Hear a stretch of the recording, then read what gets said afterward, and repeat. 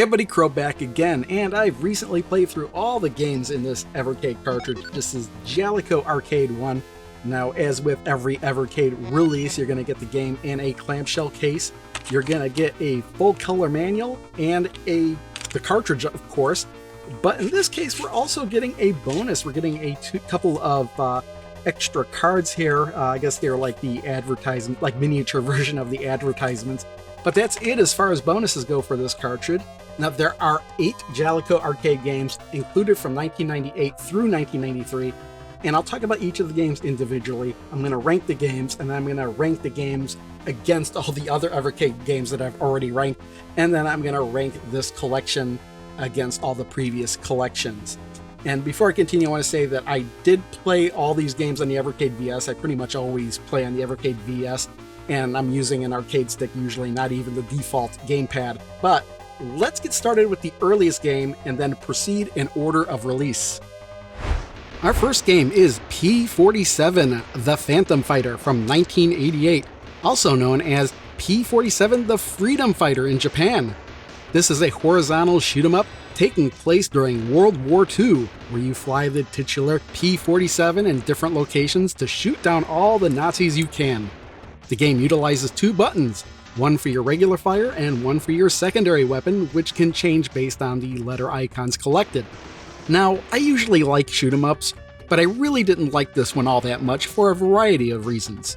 Your main weapon will auto-fire when you hold the button down, but your secondary weapon will not, requiring you to repeatedly tap that button, and it winds up being pretty awkward to have to hold down one button, but then repeatedly tap another one the whole game. Another thing is that there are 8 stages with 8 unique backgrounds, but there is such a small variety of enemies that you encounter that several end-level bosses are reused for multiple levels. Then there are some levels with sections where you get bombarded with so many missiles and aircraft all at once that I think the developers did it on purpose to force the player to lose lives. However, the one thing that really annoyed me the most was that once you beat the final level, the game immediately starts the first level again. I had to double check just to make sure this wasn't one of those games that required 2 playthroughs to reach the end or something like that. But nope, the game will just repeat endlessly with absolutely nothing for beating all the levels. This is a game you play purely for a high score. The only break the game cuts you is that when you lose a life, you get to continue right where you left off. This is true even if you continue after losing all your lives, but there's no game ending, and once you continue, your score resets anyway, so you might as well just start the game over anyway.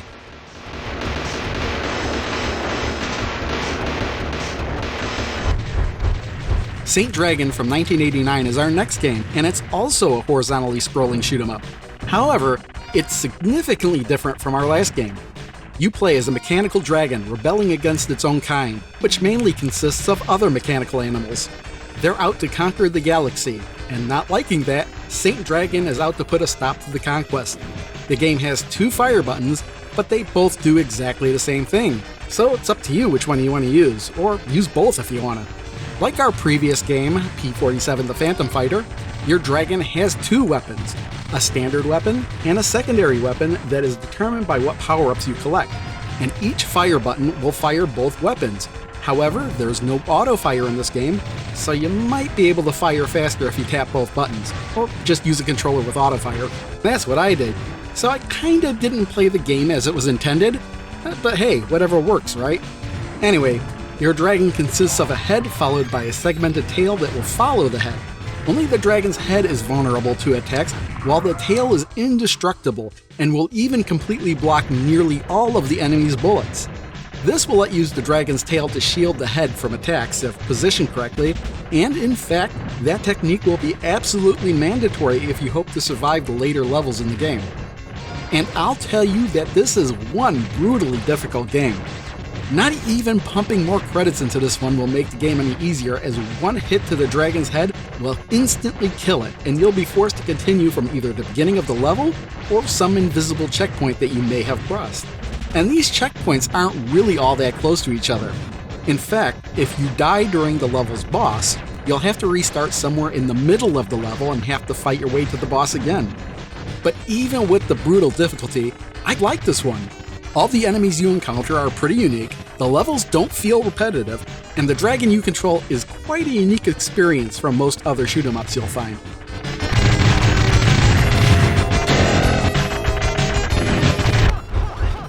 Also released in 1989 is the Astyanax, the arcade version of the NES game that we got back in Jaleco Collection 1. However, these two games are entirely different aside from having the same basic gameplay. This arcade version takes place entirely in a fantasy world that's being terrorized by an evil wizard. Our hero, armed with a fire axe that was acquired through divine intervention, sets off on a quest to defeat the evil wizard and restore peace to the land. The game uses an 8-way joystick and 3 buttons, one for attacking, one for jumping, and one for magic. When the axe is used, it'll take a little time for it to reach its full power again, so continually swinging the axe will only afflict a little damage with each hit. There's a meter at the bottom of the screen that shows the current power of the axe, and when it's fully charged, it will visually be on fire. You could take 4 hits before losing a life, however, there are stone pillars that will appear, and they can contain health refills if broken apart. These stone pillars can also contain gems for additional points, a shield that can block attacks although it will break eventually, and magic icons which will level up your magic attack. I should clarify that you have to have collected at least 1 magic icon to use the magical attack, which will create a powerful blast across the screen. The more magic icons you've collected, the more powerful the blast will be. However, when you use the magical attack, you'll have to recollect the icon in order to use it again. Overall, I had a good time with this one. The only real issue I had was that when I originally played it, I kept dying at the first boss and I couldn't figure out why. Well, it turns out I was running out of time because I spent too much time fighting all the monsters on my way to the boss. So the game kind of forced me to play through faster than I would have liked, but it being an arcade game, I can see why that timer is there. I mean, you don't want anybody hogging an arcade machine for too long, right? Also, I found it kind of strange that the evil wizard isn't the final boss, and after you fight him, the game kind of goes off the rails. In fact, the final level and boss of the game is very out of place from what preceded it. Don't really think I'd say it's a negative, but it's certainly strange.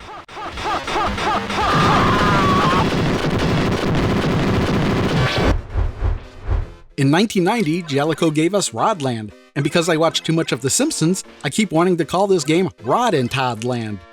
Well, anyway, in this 1 or 2 player simultaneous game, 2 fairies named Tam and Rit will clear screen after screen of monsters in order to rescue their kidnapped mother. Now, I'd heard of this game and I'd seen screenshots, but I really wasn't sure how it was played. It just gave me Bubble Bobble or even Tumble Pop vibes. Of course, it's got its own gameplay mechanics though. You have 2 buttons, one for using your wand and one for creating a ladder. Your character cannot jump in this game, so ladders are your only option for getting up higher on the screen, well, except for the screens that have balloons floating around. Also, you can only have 1 created ladder on the screen at any one time, so every time you create a ladder, your previous one disappears. The monsters in the game can also use your ladder, so sometimes it's worth it to create a new ladder just so a monster can't use your previous one to follow you.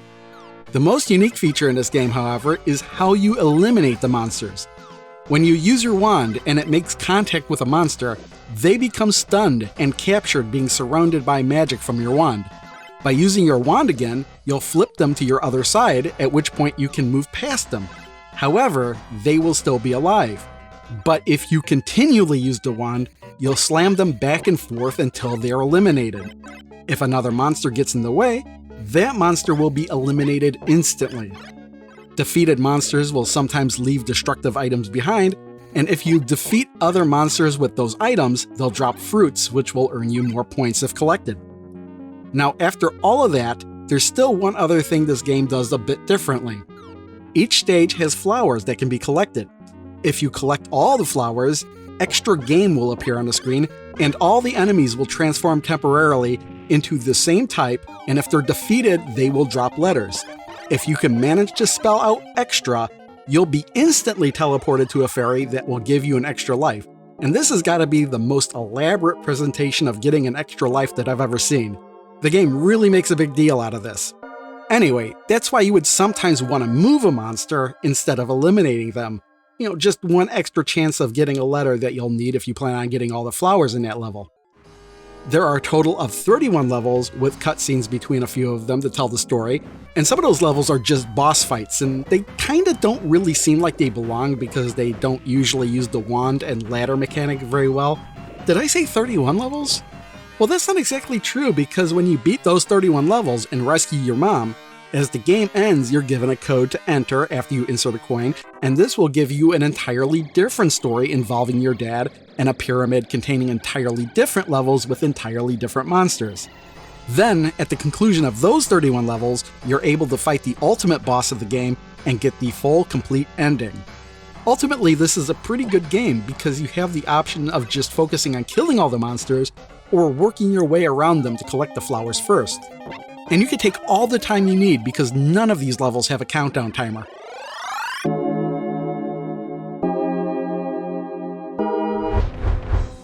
In 1991, we got the oddly named 64th Street, a detective story, which totally doesn't sound like the name of a beat-em-up. If you've ever messed around with MAME like I have, you may be at least vaguely familiar with this game, primarily because it shows up near the top of the list due to its name. You may have even booted it up and played it for a minute or two and then moved on not thinking it was all that great. That's what I had done.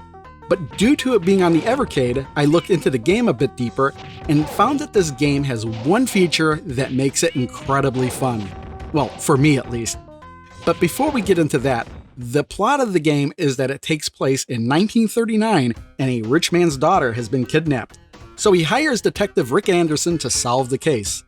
Rick deduces that the same organization that kidnapped the girl is the same organization putting coded messages in the newspaper job section. So he and his partner Alan Toombs head out to investigate, which leads to a lot of walking to the right and punching heads in. In the standard beat-em-up affair, you've got an 8-directional joystick alongside an attack button and a jump button. There are certain moves you can perform, but it's not really all that in-depth. However, if 2 players play simultaneously, there are a few combo attacks that Rick and Alan can perform together. But that's not the feature that made this game fun for me. When Rick or Alan get close enough to a thug, they can grab them, at which point you can punch them while holding them, throw them forward or backwards, or into the background, which is my absolute favorite thing to do in this game. The game really encourages this too, because when the thugs are thrown into the background, they will damage the back wall, and health or other items will sometimes pop out for you to collect. There are even some levels where throwing the thug into the background will eliminate them completely. I don't know why, but this never got old for me. The only thing I really found annoying in this game were some of the boss fights. It seemed like sometimes they could repeatedly hit me until I was dead before I could do anything. Now, it seemed like doing a special attack can get you out of those situations, but doing these special attacks actually uses up your life meter, and you can't even perform the move if you don't have enough health. So a few of the boss fights feel like they were designed just to get you to insert more coins. But you know what? Most beat-em-ups at the time were like that. Now, I played through this game twice, once as Rick and once as Alan. And I've got to say that I like Alan way more since he's so much faster than Rick. But regardless, this is a game I wound up enjoying much more than I thought I was going to.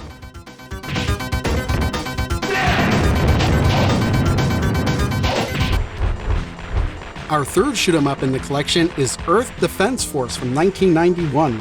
This one takes place in the year 20XDX, and the Earth is threatened by the Asma Empire, who want to eliminate all life on the planet with their orbital satellite buster.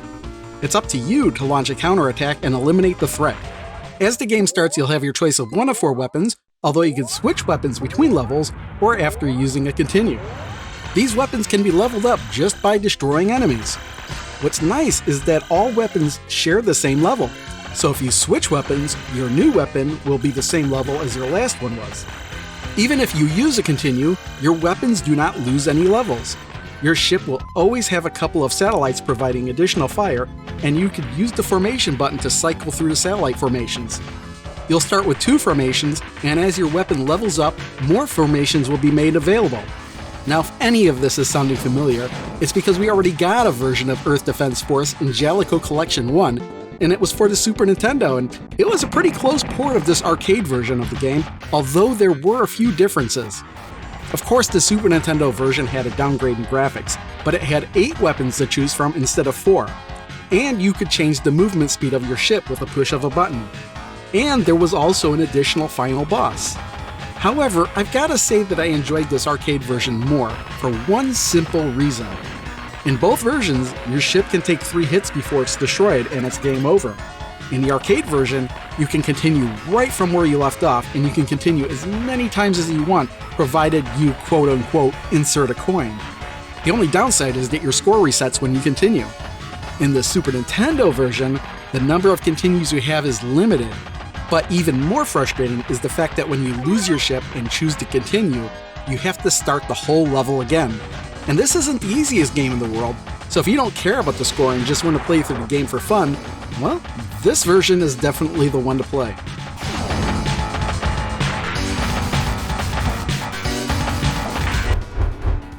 Also in 1991, Jaleco released Avenging Spirit, also known as Phantasm in Japan, and it's a platformer with a twist. You're walking along with your girlfriend when out of nowhere you're attacked by a group of gangsters. Your girlfriend is kidnapped, and you? Well, you're shot and killed. This has got to be one of the few games where you die before the game even starts. Well, it turns out your girlfriend's father is a scientist researching spirit energy, and his research is what the gangsters are after. They kidnapped your girlfriend for ransom, and you were just in the way. However, you're brought back as a spirit by your girlfriend's father using his new spirit machine and asks you to go rescue her. But what can you do as a spirit? Well, possess people, of course. So this game has you hopping from body to body throughout 6 levels to rescue your girlfriend.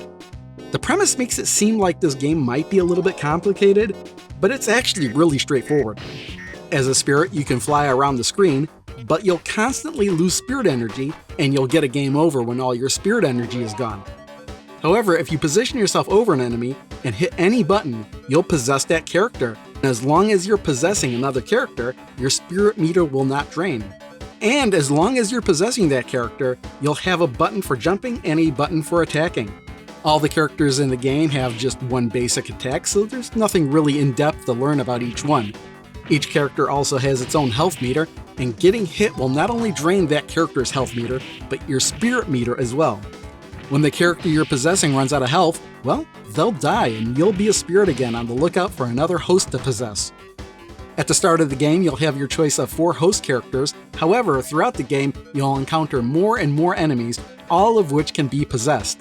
Well, except for the bosses.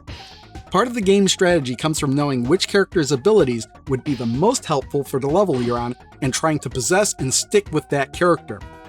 However, it seems like the only way you can actually exit a body, if you want to possess another character, for example, would be to have that character die, which wouldn't be that bad, except you'd be losing spirit energy as well. But maybe it could break the game if you could just leave the body anytime you want to, so I guess the game just needs to work the way it does, so it's not any easier than it already is. One nice thing about the game, though, is that when you run out of spirit energy, you can continue right where you left off, and that's still the case during boss fights. However, during boss fights, you'll remain stuck in the body of the current host since there won't be anyone else to possess during these fights. It's fun to just run through the levels, and you're more than likely going to have a different experience with each playthrough, as you'll probably be possessing different characters each time. The game also has 2 different endings, whether or not you collect the 3 keys hidden throughout the game. Well, I say hidden, but they're actually not that hard to find. What I found pretty interesting is that when you collect all 3 keys and open the room your girlfriend's being kept in, you'll automatically possess her, and you'll have to help her fight the final boss. But she winds up being the most powerful character in the game since she's got this laser gun that just rips through everything. So I've got to ask, how was she kidnapped and held hostage this easily if she had this gun? The bad guys have to be extremely stupid if they locked her up with it. Did they not even check if she had a weapon? Well, anyway, this is certainly a good one to play, especially since this game wasn't ported to many platforms back in the day.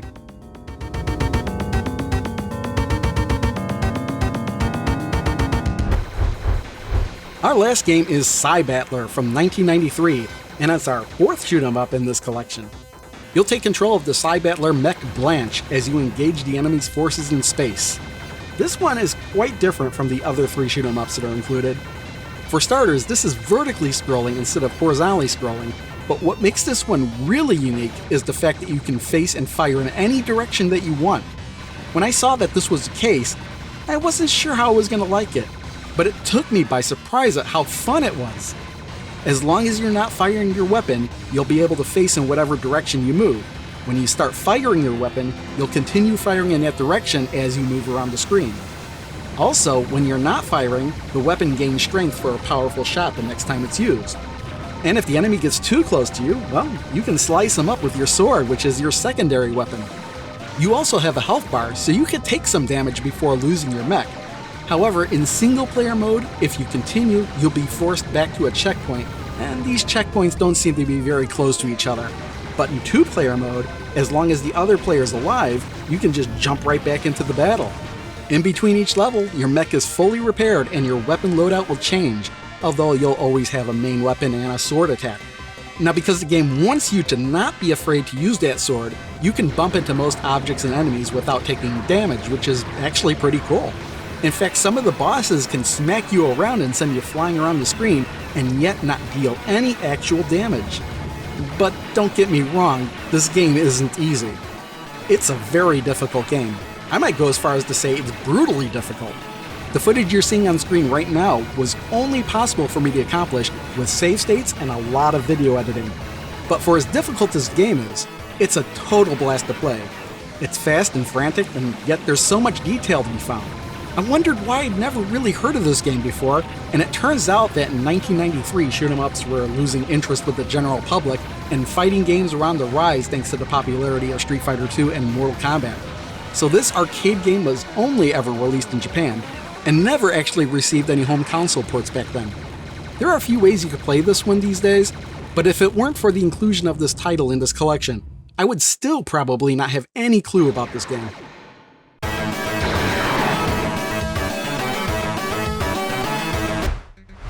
Alright, here we are with the Jaleco Arcade 1 ranking all ready to go. I'm going to start with my least favorite game and work my way up to my favorite game in this collection. So, my least favorite game was P-47, the Phantom Fighter. I actually didn't like this one. I'm going to put this one on D. There was just a whole bunch of things that rubbed me the wrong way about this game. The different weapon selections I didn't think were that great. The fact that occasionally during some of the levels you just get kamikaze to death, I didn't like that. And what really annoyed me was the fact that there was no game ending. After playing through 8 levels, I kind of expected to see something. Instead, the game just started over with the first level again and pretended like nothing was different. Alright, in 7th, we've got Saint Dragon. Now, even though this one's in 7th, I actually like this one, so we're going to jump all the way up to A. I thought this was a good game. It's brutally tough. And that's partially one of the reasons I can't put it up on higher. It just starts difficult and it just gets harder from there. But it's just a fun game anyway. Number 6, we've got the Astyanax. So that's just a hair above Saint Dragon. I just really like this. I guess you could kind of call it a side-scrolling beat-em-up with an axe or whatever in Magic. It was just a fun go-through. It's a solid game all the way around. Alright, in spot number 5, I'm going to go with Rodland. So Rodland, I'm going to put on rank A alongside the Astyanax and Saint Dragon. It's a good game. I just think the boss fights you encounter throughout the game kind of break the gameplay. It kind of breaks the momentum of the gameplay. You're no longer, slamming enemies back and forth. When they do shoot out enemies, they're little tiny ones that just instantly get destroyed. And also, the final 2 bosses in the game are just incredibly out there for what this game is. And in spot number 4, I'm going to go with 64th Street, a detective story. What do you think? What do you think I'm going to rank this? Well, guess what? I'm going to put this on A. What's funny is I remember playing this through MAME, and I used to, I brought it up and I'd play it for 5 or 10 minutes, and I'm like, yeah, this is a mediocre fighting game. And I'd move on. So I thought I was going to give this one like a C. After learning about the mechanics of this game where you throw the opponents against the back wall, I just really got hooked on this game. Really the shortcomings, the frustrating part of the game is fighting some of those bosses that can seem to put you in a loop where you just can't escape and you're just going to die and have to continue anyway. But fortunately you do. You can continue right from where you left off, so there's that. But I just can't rank this any higher than an A. Okay, 3rd place. I'm going to put Avenging Spirit, and I'm going to put this on A as well. No, I'm kidding. I'm putting this one on S. I thought this was a fantastic game. I never played it before, but the fact that you can possess almost every single character in the game and get a different experience every time you play it is something that's very unique. In second place, I'm going to go with Earth Defense Force, and this is also going on level S, just above Avenging Spirits. I thought this was a really solid shoot 'em up, much better than the Super Nintendo version we got in Jaleco Collection 1, just because you can continue right from where you left off instead of getting sent all the way back to the beginning of the level. So yeah, and the power-ups are really fun, even though you're limited to 4 instead of 8, but you really only need 4 for this one. There's a lot of strategy involved in which weapon you want to pick for what level. And yeah, again, it's just a game you could play again and again and again. And then finally, of course, my number one, you can see it here, Cybattler. And where am I going to put this? You know what? I was debating whether this was double S or triple S, and at the end of the day, I think I'm going to put this on triple S. Now, I almost dropped it a level because of the brutal difficulty, but you know what? The more I thought about the game, the more I was like, yeah, this is a triple S game. This was the last game in the collection I played, and it just blew me away. Like, this is like on a whole other level than all the other games I played. It was just ridiculous how fun and detailed this game was, and you know, despite how hard it is. And you know, I put Saint Dragon down on A because of how difficult it was, but the difference between, and Cybattler might be more difficult in a way, maybe, I don't know, but the difference is that Saint Dragon starts out just difficult to begin with, but at least with Cybattler, you have a level or two to actually come to grips with playing the game. The game lets you feel a little bit accomplished before it starts to really ramp up the difficulty. I mean, the enemies will come on screen and just kind of hover around and not even shoot at you for a while, giving you a chance to, you know, maybe shoot them or try out your sword weapon, because that stuff you'll really need to use in the later levels to survive. Alright, so here we have all our previous Evercade games ranked.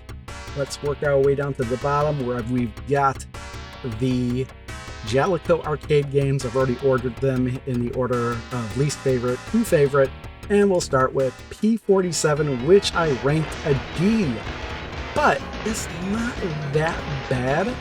So where do I want to put this? You know what? I think this is a high D, because immediately I think I gotta put it above like Actual Soccer and Star Strike. And I think Weapon Lord. You know what? I may have been a little hard on the game, and I almost want to put it on C, but I just don't like the game, so we're gonna put it on D. If I had to pick any one of these games to play, I think it would be P47, the Phantom Fighter. Next up, we got Saint Dragon, and we're immediately jumping all the way up to A. So, let's see where we want to put this. This is a good game, but brutally difficult. I think almost all it needs. I gotta remember, this is the lowest of the A. And yeah, I'm gonna want to put this higher than a lot of these games. Yeah, you know what? We're gonna put it above Astyanax for the NES, and the arcade version of Missile Command just under the arcade version of Missile Command. And I think it's just solely down to how brutally difficult the game is. Also on level A is the Astyanax, and I already know that I did like this one more, the NES version. I'm going to put it above Missile Command, but just under Soldice. Next up, we got Rodland. Okay, so this is going to have to go above. Do I want to put it above Soldice and Granada? Maybe. Yeah, I think so. You know what? I think this is a good spot. I don't think I'm going to put it above Space Gulls, but I am going to put it above Super Spike V-Ball. Next up, 64th Street, a detective story, also on A, but we gotta put it above Rodland. Don't think I'm going to put it above Valis, so it's going to sit here between Bubble and Valis. Next game, Avenging Spirit. We're jumping up to the S level for this one. Let's see, where are we going to put this? I don't think I'm going to put it higher than Aquaventure, but I am going to put it above Operation Logic Bomb, so it's going to sit right here. Next, also on level S, E.D.F, Earth Defense Force. I think the name of the game, it's so weird with this one. It's some places call it E.D.F, Earth Defense Force, and some places list the game as just Earth Defense Force. I'm going to go with just Earth Defense Force because I don't know why you would say the acronym EDF and then continue to spell out what the acronym is every time you say it. I'm going to put it above Old Towers, but just under Felius. Lastly, Cybattler. We're putting this on triple S. I think I'm going to put it right there. I almost want to put it above it, but this one has 2 titles in one, and they're both really good. I definitely am not going to put it above Splatterhouse 2, so that is definitely the barrier here. But yeah, that's where we're going to put Cybattler, on triple S, so we rank all the games on Jaleco Arcade 1 against all the other games. So let's rank the collection itself. Alright, so here we are with our rankings of all the collections. Jaleco Arcade 1, I haven't put any thought into this, so I'm deciding on the fly. I think I've got to put this on a double S level. I don't think, oh man, do I put this on, triple S level? I got to do a little bit of comparison here for a second. You know, I tell you, the competition is fierce up here at the top. I can't put it on triple S. I can't put it on double S, simply because all of these titles here have multiple triple S and double S games, and even sometimes many single S rated games, whereas Jaleco, I've got 1 triple S and 2 single S's, so that's gonna drop it down to S, I believe.